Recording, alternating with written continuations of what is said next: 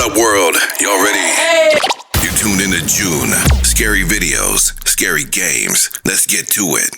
What up, my people? It's your boy June, and it's time to run it back. I got some reaction videos loaded up and ready to go, and this time we going animated. And I got 4 of them things from one of my favorites, Horror Shorts Party.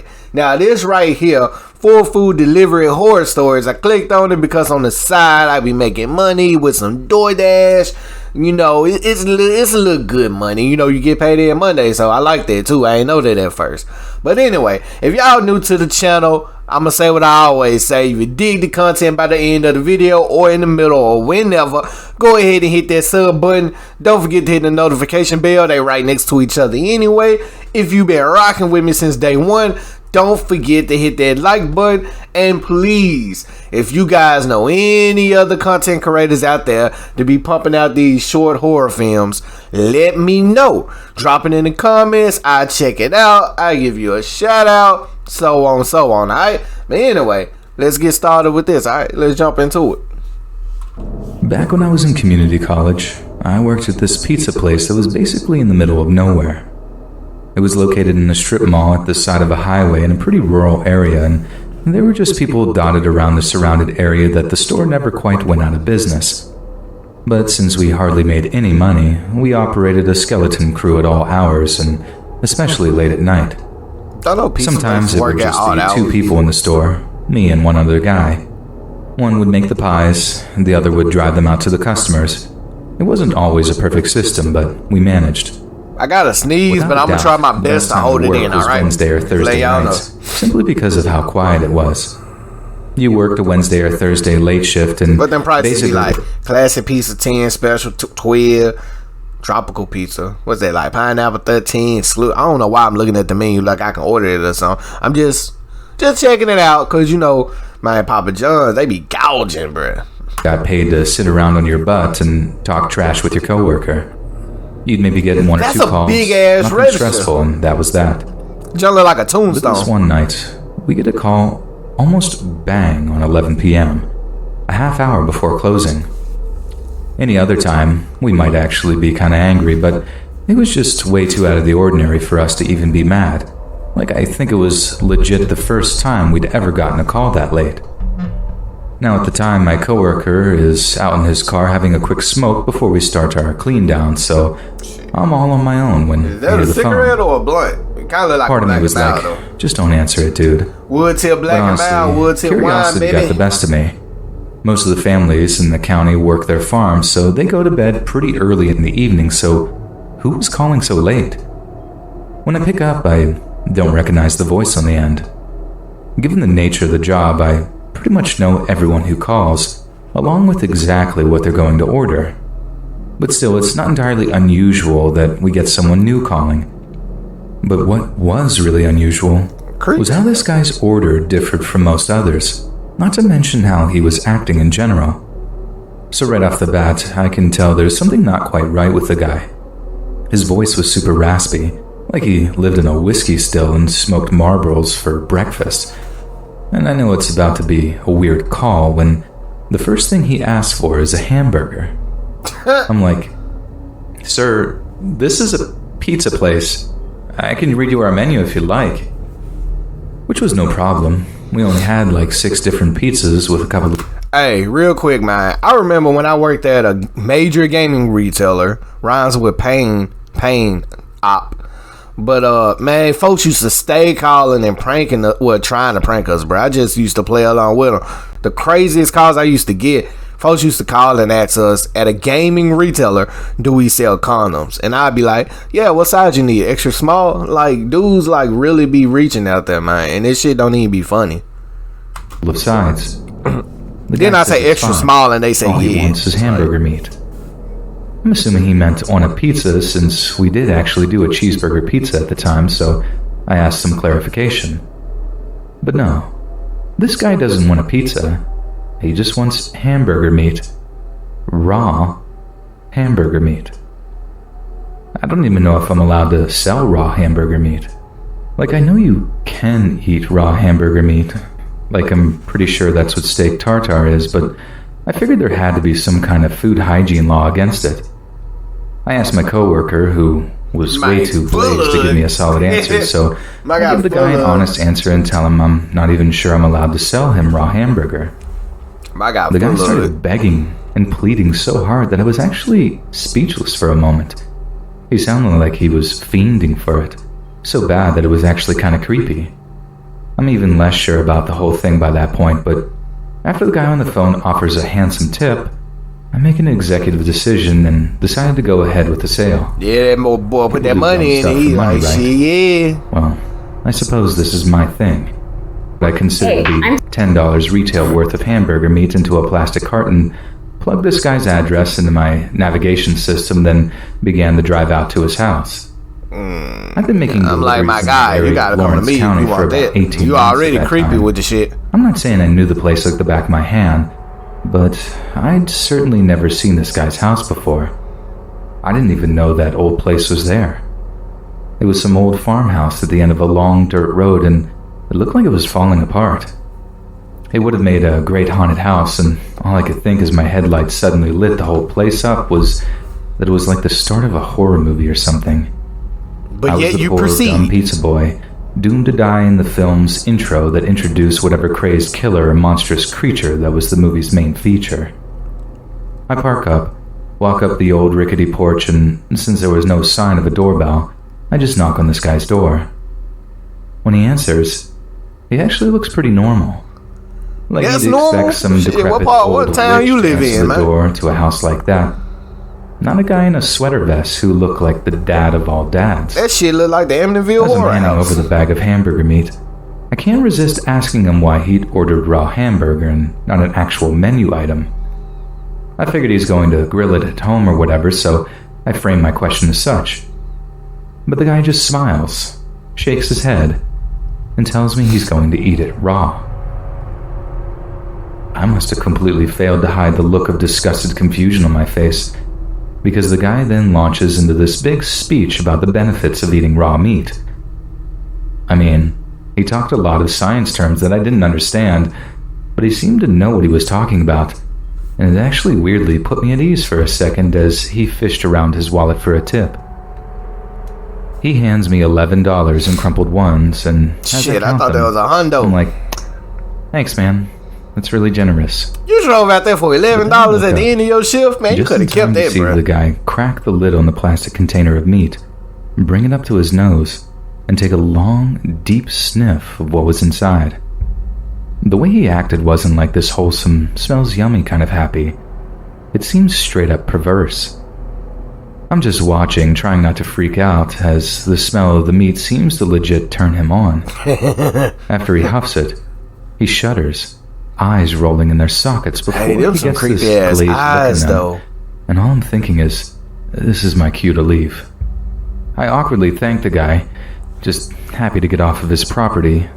Only right as I go to turn around and walk back off the porch, I see something moving in the dimly lit hallway over the dude's shoulder. Poking out at about waist height from behind a doorframe was this big pair of terrified eyes looking back at me from sunken sockets. It was a kid. I don't even know what compelled me to ask, but whatever it was so so that it overrode any desire I had to flee while I still had the legs to carry me. I remember saying something like, that your kid, huh?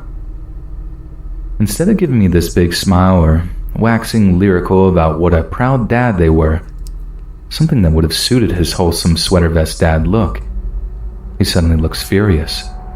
He spins around on the spot. Oh, little boy The kid got up looks out his terrified room, and man. disappears from view, then when he turns back, Yeah, take he your just ass back stares in at there. me. This deep, moody stare that sent a shiver down my spine. And once again, I get that overwhelming, this is my cue to leave feeling. I thank the guy, backing off the porch in a way where I never quite turn my back on him. He doesn't say a word in response, just keeps that angry look Just on go his home, face, bruh, 'cause like you a I'd done fool for something going to out there for offend him, $11 seen anyway. something I shouldn't have. It took 20 minutes to drive back to the pizza place. Hell nah. 20 long minutes I had to replay the interaction in my head. Your shift and over with, again. dude. I called 911 as soon as I got back. Like I had no idea what was going on back there, but it couldn't have been good. No kids should be that scared of their dad. if that guy even was that kid's dad at all. My logic was that I could call 911, find out I just came out at a bad time and took the dude's actions out of context and maybe feel a little embarrassed. Or find out that something horrible was happening in that house, feel horrendous guilt that I failed to stop it, and then be haunted for the rest of my life. Though what I wasn't expecting was that there was actually a third option, one that turned out to be worse than the first two. What, go inside the house? So, I call the cops. They go to check it out. Then the deputy gets back in touch to reassure me that he'd been over to the guy's house, Big phone. had a good look around, and then found that there was nothing wrong. I figured that once a cop had told me that, I'd feel fine. Kind of stupid for assuming stuff, but generally fine. But I didn't. I found myself just not believing the guy. Like he couldn't have seen the same stuff that I had and just How walked you got away the being store like, phone, but you "Yeah, didn't even go back open in the that store, house." but we ain't gonna say nothing, even though I just did. I didn't do another delivery to that house for the rest of the time I worked there, and I certainly wasn't complaining about not having to make any more weird deliveries. But even today, I find myself wondering what the deal was with that guy and his kid, and whether or not I should have done more to investigate. Just turn on the news, Because you'll the see thing a that missing haunts me boy. the most is that there might be some kind of kid out there going through the most horrifying ordeal of their young lives, thinking like, why didn't that man help me? Why? If I ever ran into there doing DoorDash, I'm calling the cops and I'm calling CPS. Child Protective Services for the people who don't know what So I'm pretty CPS sure is. there are identical services in America, but over here in England, you can get your supermarket of choice to deliver your shopping or groceries directly to your home. After you make your order, some hardworking, handsome, diligent driver person will load your food into a van, drive it out to you, and personally deliver them with a smile. And if you're lucky enough to live in Nottingham, then that handsome driver person might well be me. Since the whole pandemic thing started, the number of people using Asda's delivery service has shot up. In the run-up to Christmas, I worked 8 days straight, from 7 in the morning to 8 in the evening, with hardly any kind of break to keep me sane. It was exhausting, completely and utterly exhausting, and that's the insane level of fatigue I was feeling that takes the blame for the story I have for you today.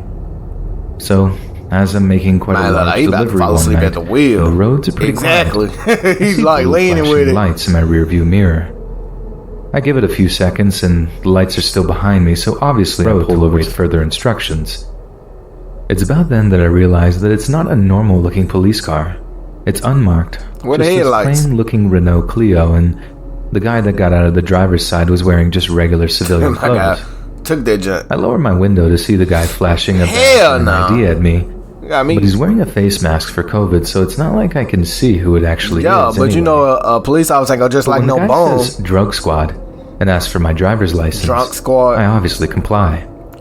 Undercover police are a thing after all, and a city like Nottingham has a lot of drug crime, so I didn't think anything of the guy being in his own clothes. The guy runs a check on my ID, then explains that a big drug gang has been using professional couriers to ferry product around, and that he and his partner might need to search my rear storage. Obviously, I tell them I'll do anything I can to help, so I mask up, get out of the cab, and open up the rear storage of my van so the police can look around. As soon as the rear doors are open, I notice that the plainclothes officer who climbs into the back is being really rough with some of the produce. I don't say anything at first. I mean, I wouldn't dare start lecturing a policeman on how to do his job, especially when they were hot on the tail of some drug gang and seemed pretty agitated about it. His partner then asked me if he can Oh search the shit! cab of my van. Where you come so from? I opened What's it up with for these him, creepy ass and he drug starts eyes, rummaging bro? around the glove box and stuff, being just as rough and inconsiderate as the officer in the back. Again, I'm quite annoyed by this, and I wander around the back of the van to see how things are getting on, only to find the officer searching back there is in the process of basically ransacking the contents. He's shoving things off shelves, tossing fragile items out the back door. It was outrageous behavior. I finally find it in me to speak up and ask the officer in quite a loud but polite tone to please not be so rough with the produce. "Shut your mouth," I know, right? was all he said in reply. You without deserve to skipping get a whatever beat, you too. gonna get if you gonna let fake It was such police a rude officers. response that I was actually Go a through little your bit ish. dumbstruck for a second. I dealt with some impatient police officers before, but this was something else entirely. I tell him there's no need for that kind of attitude, as I am being perfectly cooperative. But by that point, his colleague has joined me after searching the cab and decides to play the good side of this good cop, bad cop routine. He apologizes for the inconvenience, assures me of the importance of their work, and then says that he has to search me too, since I might be hiding something on me. Hold on, man. By Overstepping then, your I was boundaries, already my late for guy. my scheduled delivery, so that ship had sailed, so I figured I might as well just be a good little citizen and continue to help the police as much as I Where could. your badge? So Call then your right supervisor. there, Hey, you too parked close, up bro. on a dark, deserted street, A little this too close to my- masked-up hey, officer hey. starts frisking my pants and jacket for anything I should have on They me. looking for dope. It was just like a routine stop and search at first, nothing out of the ordinary. But then the bloke asked me to take off my jacket so he can search it more thoroughly. I thought the man for say take Bear off in your mind, pants. it's absolutely freezing out, so I'm not best pleased, but I still comply. He pats it down a bit, tosses it to the side, then tells me to take off my shoes. I shoot going for him them this pants, confused my look, guy. and he starts telling me how I could easily hide drugs or money inside my footwear. I'm coming to the end of my tether, but I do as I'm told, and that's when it all goes downhill. The police officer has my shoes in my hands. He walks around the back of me and starts putting me in cuffs. He tries to assure me that I'm just being detained and I'll be uncuffed once the search is completed, but his explanation does nothing for my nerves. I feel trapped. I'm starting to panic and I'm starting to realize that something is horribly wrong with this whole encounter. I'm freezing.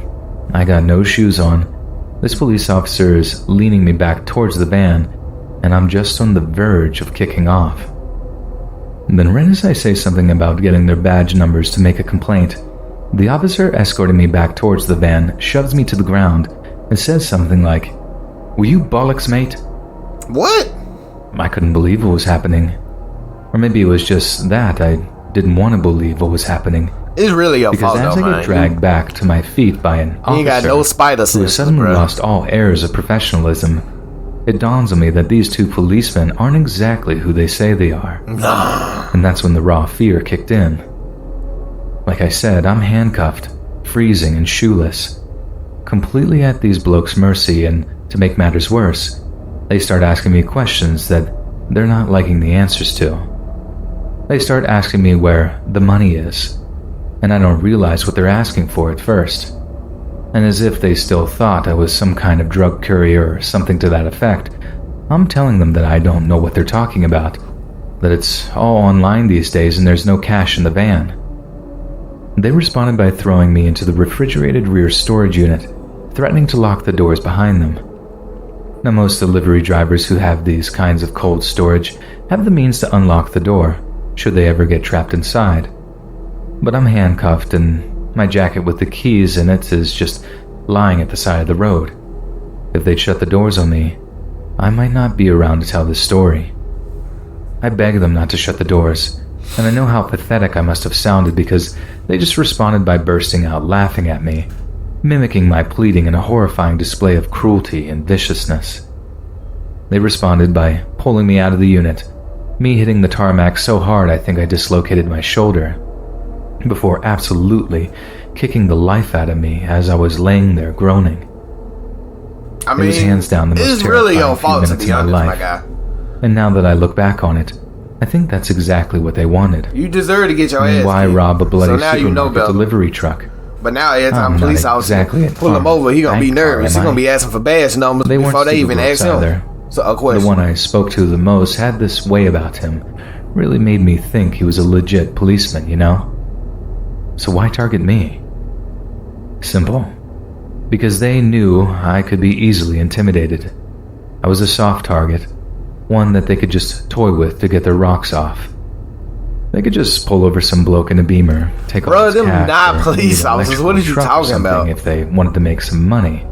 The But drunk me, squad. I wasn't work. For did a number on I them was pleasure. on them my face. They did what they did that evening because it was fun for them. And honestly, that's what scares me the most. Ah, well, whatever. I'm used to it. Where I'm from, police do that all the time. The So creation of apps like I don't got Uber no Eats, sympathy for you, my DoorDash, guy. and Postmates marked the dawn of a new age in food delivery services. 10 years ago, pink-eyed teenagers everywhere envisioned a day when they could get McDonald's delivered to their smoky apartment doors.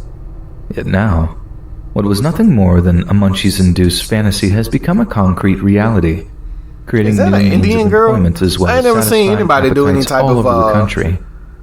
For one of these newly employed delivery drivers, animated stories Sonia with King, the a DoorDash driver's Indian account gave her the girl. ability to plan her work around her busy home life. the whole get up She and could log everything. on That's during cool. a I public like that. holiday, Cinco de Mayo, for example, and watch the cash roll in as she delivered tacos, burritos, and enchiladas all over the city of Atlanta, Georgia.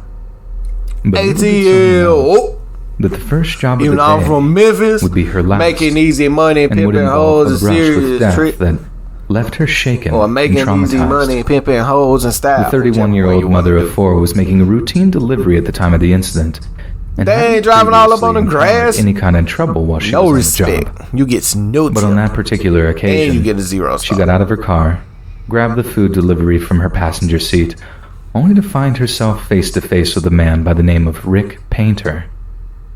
Sonia said that at first, Rick seemed like a My perfectly guy got my normal guy. Walmart vest He had on. I requested see the you food delivery be styling. dropped off on a counter inside of his house, which was an unusual request, but one Sonia had no problem adhering to. Going inside somebody's Some of the house, customers like have special requests they make of delivery drivers, who are often only too happy to accommodate them. DoorDash Besides, tell you to The not house enter looked perfectly anybody's home when you well-maintained, read and as Sonia whatever. later put it, anyone would have gone inside. But when she entered the house, and Not came to anyone. Rick giving her a tip, Well, Sonia anyone found that her stupid was customer going to the was house. anything but normal. These folks As Rick deserve to get thanked snatched. Sonia for dropping the food off and pulled out a $5 bill from his wallet, Oh wow. he looked her up and said, "Oh, by the way, I'm Jesus." Ah! Sonia was thrown off guard by this bizarre comment. Hey, and if a it took a dude- moment hey. for it to register that it was what he actually Shit, said. how do you react to that? But when the penny dropped that this apparently perfectly normal guy was comparing himself to a prophet, Sonia Man. began to get nervous. She says Rick then shot her a look that gave away how horribly unhinged he was, a kind of predatory smile that sent shivers down her spine, and she knew it was time for her to leave. Man, how do you react to that? Only Rick wasn't about to let her leave, as he had other things in mind for her. At this point, it's important to note that Sonia is a practicing Muslim and wears the full face covering more commonly known as a niqab. Whether or not it was the visual cue to set Rick off and made him allude to himself as Jesus, we can't possibly speculate. But the fact of the matter is that when Rick decided to attack the terrified Sonia, he chose to do so in the most disrespectful way possible. He finna snatch it off her head. He pulled her niqab from her head, Yep. wrapped it around her throat, and began choking her with it. He then grabbed Sonia by the hair and tried to use his grip to apply even more force to her throat. He's grabbing me and trying to choke me with my own niqab. I kept That's telling the man I've crazy, got man. kids. In the midst of me fighting him, he's grabbing my head, Sonia finna later black out. said. He thought he was Jesus, but Jesus wouldn't do that to nobody.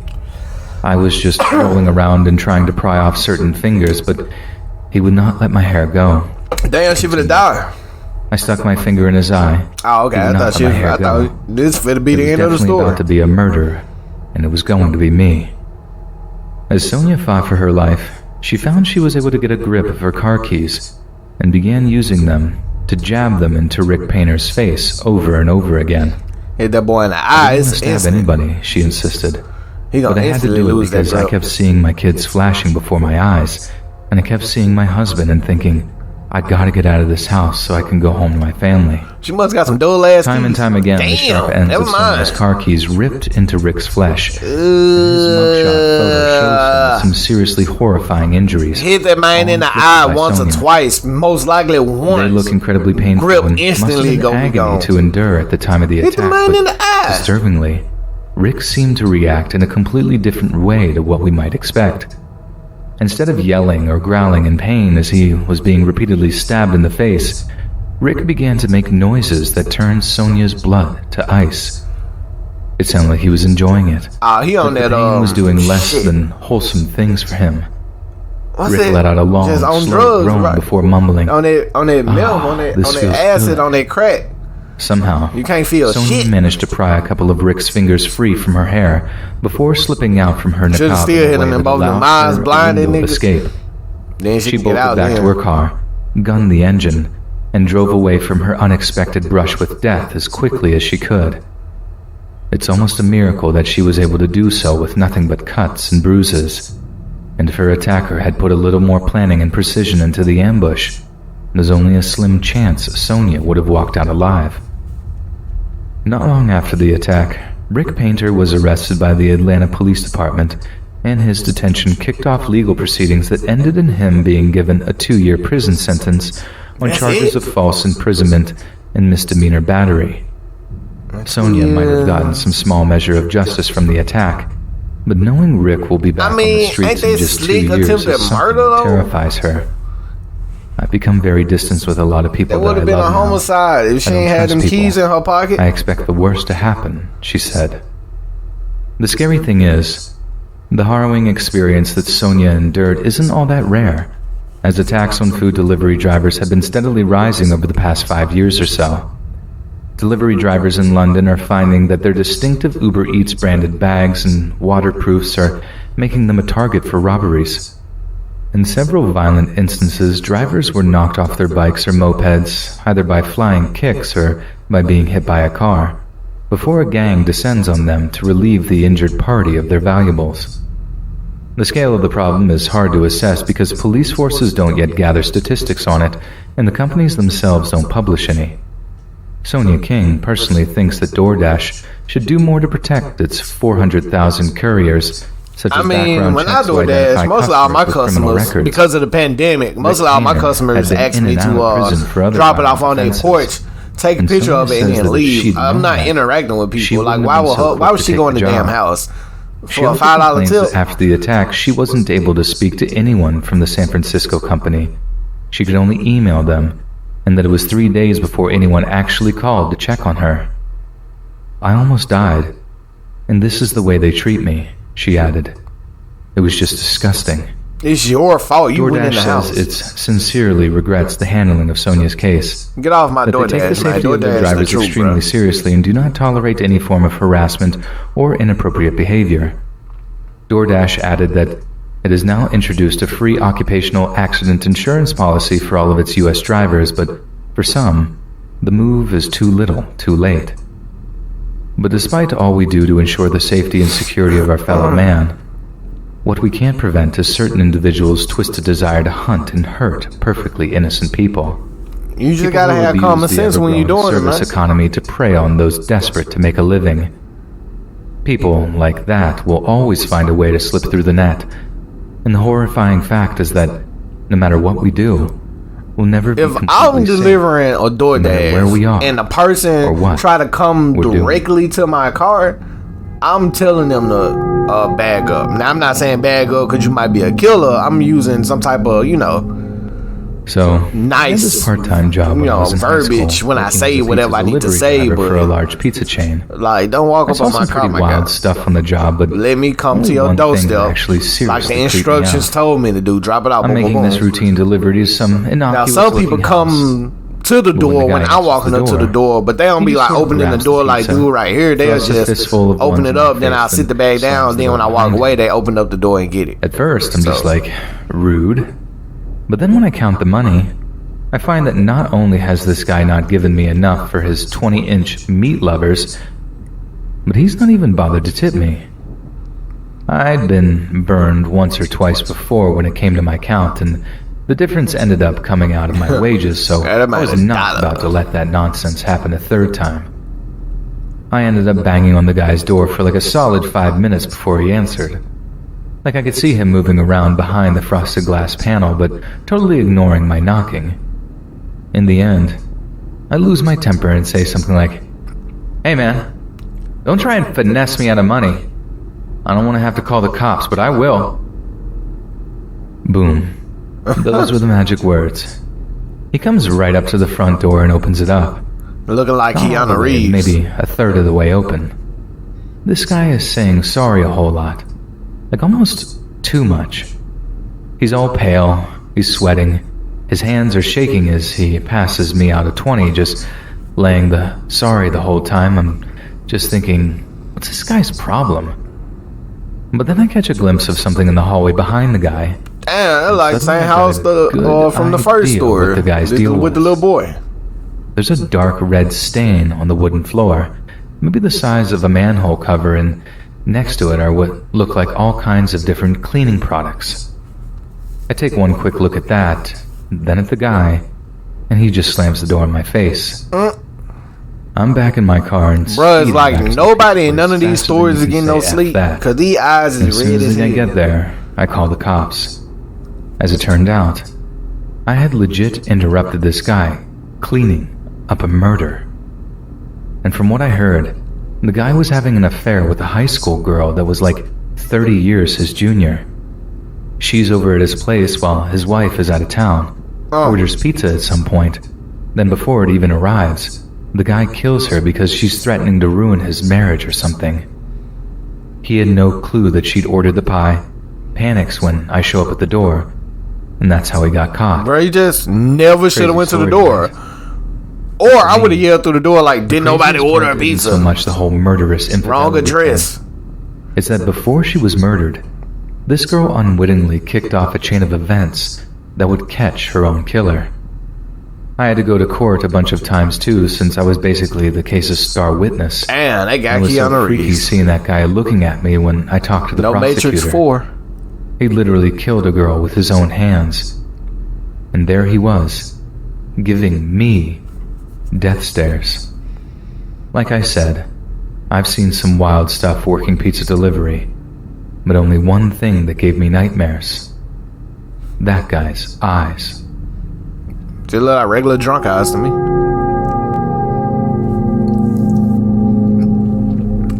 Alright, so that was it right there. That was 4 food delivery horror stories by my guys over at Horror Shorts Party. If you guys enjoyed the stories, they were kind of dope. I think if I had to choose which one I liked the most, that had me kind of more engaged into it, was probably the one with the fake police officers. Even though at the end of the story they kept talking about it was a real police officer, I'm like, nah. But anyway, I think that was the one that I enjoyed the most. If y'all enjoyed the content, don't forget to hit the sub button like I always say, and give me a like as well. And then I'll also be dropping a link to the original video down in the description as well. And until next time, everybody, it's your guy June, and I'm out. Deuces.